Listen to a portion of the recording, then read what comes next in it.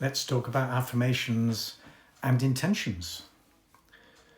Now, your life is important, your life is precious, and your life is divine. Let's just take a breath into that. Let that truth land for a moment. Because it's not a poetic exaggeration, it's a deep truth that we often forget in the chaos of modern life. And if that truth feels out of reach, if it stirs something uncomfortable in you, that's okay.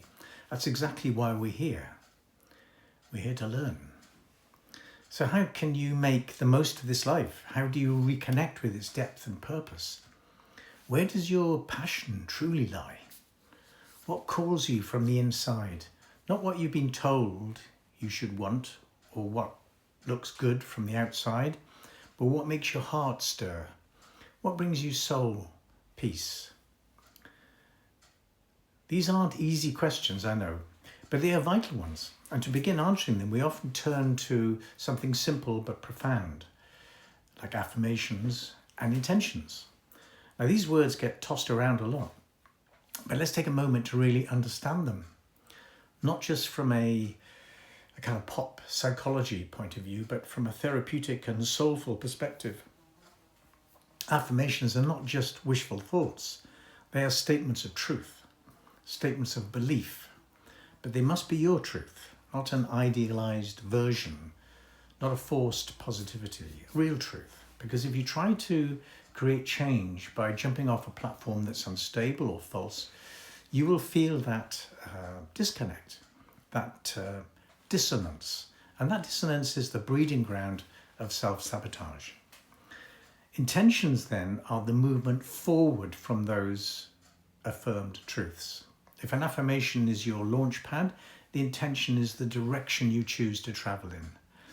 And unlike goals, which can be rigid and often provoke anxiety, intentions are fluid. They can move, shift, and grow with you. They don't demand perfection. They invite curiosity, presence, and commitment. And why does that matter?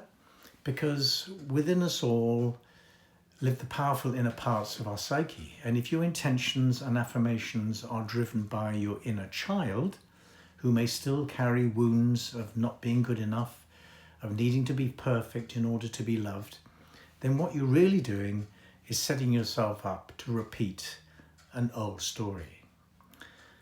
Your inner child, when not held and supported, will make unrealistic goals and then panic, freeze, or allow itself to be attacked when they aren't reached by your critical parent. It's painful, but it's familiar. The inner critic will swoop in and use your aspirations as ammunition. See, you failed again. You'll never get it right. And thus a cycle of sabotage continues. So let's slow down.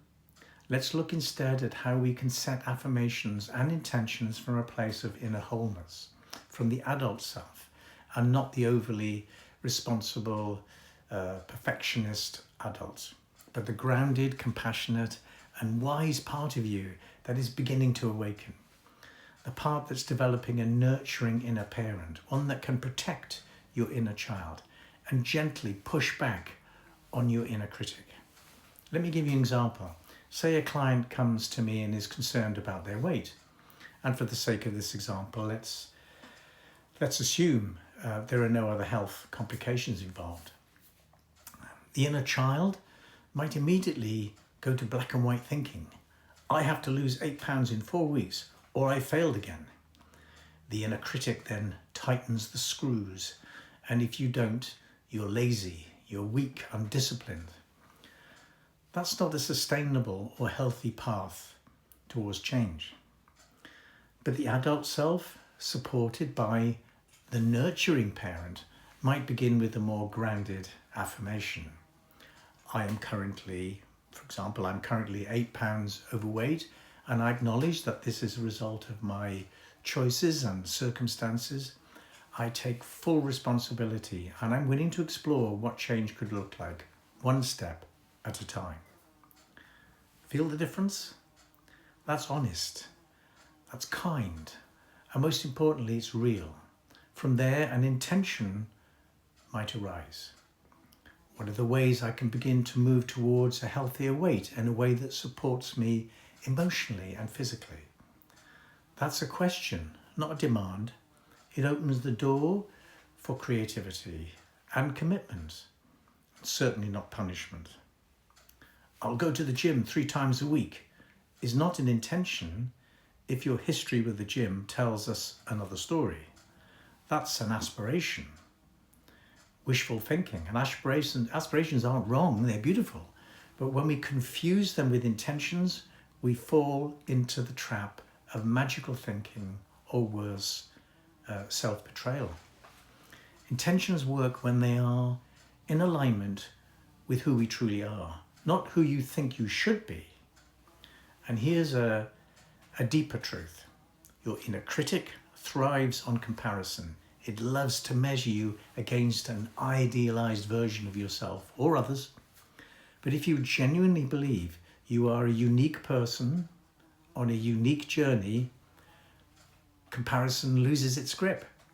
If that belief feels hard to access, then there's some inner work to do, because your resistance to that belief reveals that on some level you don't fully believe in your own uniqueness, at least not yet.